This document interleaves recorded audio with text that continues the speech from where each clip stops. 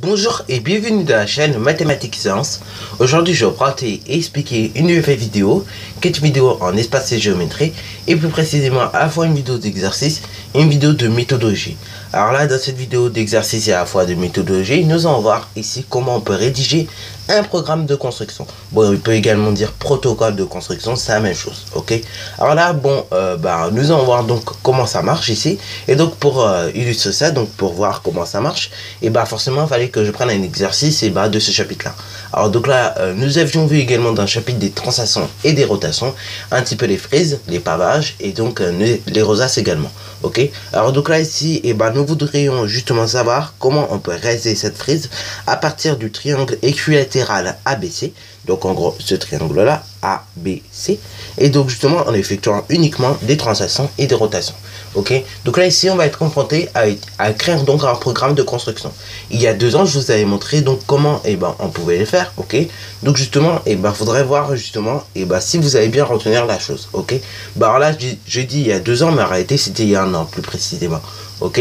Bon, j'ai dit il y a 2 ans parce que bon, c'était quand on était en 6ème, ok, quasiment, ok. C'est pour ça que donc j'ai dit il y a 2 ans, mais arrêtez la vidéo là-dessus, elle est sortie il y a 1 an.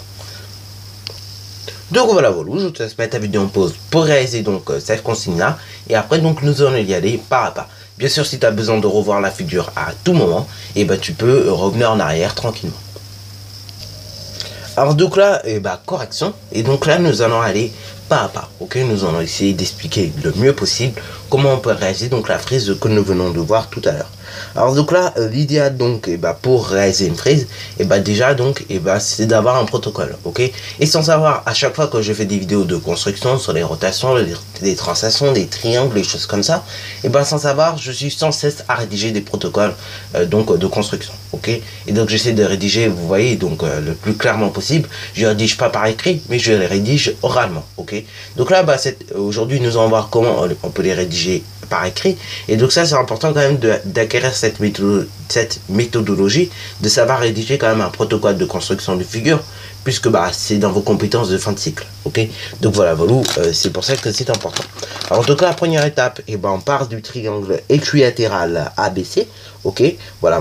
Donc du coup là il y a 2 solutions donc pour réaliser la frise. C'est soit vous faites des rotations dans le sens horaire, ou soit vous les faites dans le sens anti-horaire. Bon là dans cette vidéo là, nous allons aller dans le sens horaire, tout simplement par convenance, ok. Parce que après donc le point D, comme vous avez pu le voir, il est dans le sens horaire, ok. Parce que si on regarde bien la figure, vous avez point C là, et après donc vous avez point D. Pour ça donc on va aller dans le sens horaire, mais on aurait pu très bien choisir l'inverse. Alors donc là du coup forcément donc vu que les triangles sont équilatéraux, du coup nous allons avoir affaire à des rotations, ok, afin donc de créer le polygone. Alors donc la première étape, on va construire en réalité l'image du triangle ABC par la rotation de centre B dans le sens horaire et d'angle 60 degrés, ok. Donc là c'est parti mon kiki, nous allons donc écrire la première étape. Voilà. Donc la première étape, nous allons donc à construire l'image du triangle ABC par la rotation de centre B dans le sens horaire et d'angle 60 degrés, ok. Et donc là également une petite chose aussi qui serait pratique à écrire, c'est que tout simplement l'image du point C par cette rotation, ok, par la rotation de centre B et d'angle 60 degrés, du coup va donner D, ok. Donc du coup on pourrait également l'écrire, donc on peut pour tout simplement être plus précis. Alors là, cette étape, bien évidemment, j'étais pas obligé d'écrire, mais c'est mieux pour la personne qui ne voit pas la figure, ok. Parce que le but, en fait, quand vous écrivez un programme de construction ou un protocole de construction d'une figure géométrique, le but, en fait, c'est que la personne qui ne voit pas la figure puisse la reproduire, ok. Donc c'est pour ça donc qu'il faut bien écrire correctement le protocole de construction d'une figure généralement, ok. Donc là, du coup, une fois que cela a été effectué, maintenant, deuxième étape, qu'est-ce qu'on fait, ok. Deuxième étape, nous allons en réalité donc répéter le processus, ok. Et donc on va répéter ce processus de rotation, combien de fois, du coup on va le répéter 5 fois, ok, pour réaliser donc les 5 autres triangles, ok. Donc vous pouvez compter au fur et à mesure, hein. Voilà, vous allez voir qu'on va le répéter 5 fois. Et même vu l'étape que nous avons marquée ici, on pourrait même dire qu'on va le répéter 4 fois pour une simple raison. Donc je vous remets la figure pourquoi, et donc vous allez voir précisément. Donc là, vous voyez, ici, nous avons ce triangle-là de base. Nous allons donc effectuer notre première rotation, ce qui a donné naissance à ce triangle-là. Et maintenant, il ne reste plus qu'à construire ce triangle-là, ce triangle-là, ce triangle-là et ce triangle-là. Ok? Donc en réalité, et si on compte bien, il ne reste plus qu'à le répéter une fois, deux fois, trois fois, 4 fois le processus, ok. Et après donc on répétera pas la 5e fois pour une simple raison, parce que tout simplement on va retomber sur C, ok. Et donc le point C est déjà construit de part que nous sommes partis du triangle équilatère là. Bon, bien sûr on aurait pu très bien répéter 5 fois, ça n'aurait pas dérangé, ça aurait même aidé à vérifier si la construction est bonne, ok. Bon, quand même, je vous dis de répéter, hein, je vous dis d'écrire qu'on va répéter, mais en réalité, donc, quand je rédige le programme de construction oralement, je ne suis pas feignant non plus, ok. C'est vrai, les mathématiciens, ce sont des feignants intelligents, mais justement, il y a bien le mot intelligent, ce ne sont pas des feignants juste. Donc, justement, ils ne vont pas vous dire répéter, et donc, sans vous faire comprendre. Donc là, nous en mettre que nous allons répéter, donc la première étape. Et donc nous allons comme pour la précédente étape indiquer donc par exemple l'image du point A, C, C, etc. Donc là du coup on va mettre qu'il faudra répéter l'étape numéro 1 et donc c'est parti mon kiki. Donc voilà, donc j'ai essayé d'être le plus clair possible lorsque j'ai rédigé donc cette étape là. Donc s'il vous plaît, quand vous rédigez un programme de construction, soyez clair quand même, parce que comme je disais, donc le but c'est de reproduire la figure sans la voir, ok. Donc là bien évidemment je vous déprojecte un petit peu la figure pour que vous puissiez quand même comprendre un petit peu certaines étapes, mais donc on va pas la projeter tout le temps, parce que le but c'est de la reproduire mais sans la voir. Alors donc là j'ai mis tout simplement qu'il fallait répéter en fait la première étape, ok, donc cette étape là, afin donc d'obtenir le polygone ACDEFG, ok. En gros donc là on comprend plus ou moins qu'est-ce qu'on a à faire, ok. Donc du coup au fur et à mesure que nous répétons cette étape là, la première étape, nous obtenons ce polygone là, ok. Bon alors là maintenant, une fois que nous avons répété la première étape tout simplement 4 fois, ok. Et maintenant qu'est-ce qu'il reste à faire? Vous voyez, on est à l'étape donc on a obtenu le polygone. Mais maintenant ce polygone, vous voyez que il est pas tout seul. Vous voyez qu'il y en a 3 au total. Donc là du coup qu'est-ce qu'on a fait faire donc à ce polygone? Et oui, on lui a fait faire une translation, ok. Et donc cette translation, elle a fait quoi? Elle allait du point A à E, ok.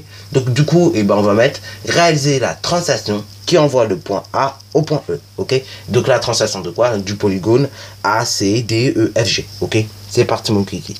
Voilà, donc on a dit tout simplement de réaliser la translation qui envoie le point A sur E, donc qui envoie A sur E au polygone ACDEFG, ok, ACDEFG. Bon, maintenant donc cette étape, vous voyez que donc ça fait naître plutôt un nouveau polygone, ok. Et donc du coup maintenant nous allons donc en fait continuer à réaliser cette étape, ok. Donc là du coup on va tout simplement dire de répéter l'étape une fois, ok. Donc là évidemment on essaie d'être le plus précis possible, mais néanmoins donc par moment donc si on n'a pas des points, donc si on n'a pas le nom des points, apparemment ça c'est dur d'être précis, ok. Mais on essaie d'être précis, on essaie de voir les données qu'on a, ok. Donc là ici nous allons réaliser donc la répétition si vous voulez de l'étape 3, ok, afin donc d'obtenir la frise, ok. Donc qu'est-ce que nous allons faire? On va tout simplement à nouveau réaliser la translation et donc tout en répétant l'étape 3, ok. Donc la translation, voilà, la translation du polygone 2 que nous avons obtenu. Donc voilà, quatrième étape qui est un petit peu plus longue, parce que bon, il faut quand même expliquer, mine de rien, pas trop basique, mais en même temps pas trop long. Donc c'est une étape un peu quand même, il faut comprendre un petit peu. Donc là, on nous dit de réaliser la translation, vous voyez, donc du second polygone que nous avons réalisé donc dans l'étape numéro 3. Et voilà, sur la même longueur, sur la même direction et le même sens que justement on a fait au polygone ACDFG, ok.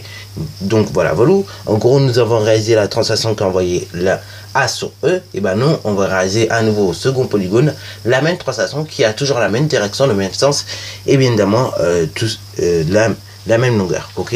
Et donc du coup afin d'obtenir le troisième polygone. Alors là donc ce programme de construction que nous avons écrit en tout, donc ça a pris un peu de temps quand même, vous voyez, hein, c'est pas si facile que ça d'écrire un programme de construction. C'est pour ça qu'il faut s'entraîner. L'année dernière d'ailleurs c'était prévu que je le fasse. On verra donc si on peut le faire cette année. Mais en tout cas donc c'est important de vous entraîner sur les programmes de construction, parce que ça c'est rarement demandé au brevet. mais en revanche tu dois vos capacités de fin de cycle. Donc là vraiment il faut que vous sachiez faire ça, parce que bon, c'était un truc qui était évalué en fin de cycle 3, mais au final ça a été évalué en fin de cycle 4. Donc voilà, du coup il faut savoir faire ça bien correctement. Ok, bon bah sur ce, donc c'est déjà la fin de cette vidéo. Alors si tu as bien aimé, n'hésite surtout pas à liker, à commenter, et bonne réussite à toi en mathématiques et en sciences. Et d'ailleurs maintenant je te donne comme défi donc de réaliser tout simplement, sans regarder tout simplement en arrière, la figure qui correspond à ce programme. Et après donc tu peux tout simplement revenir en arrière, et donc tu verras la figure de départ. Sur ce donc, c'est déjà la fin de cette vidéo.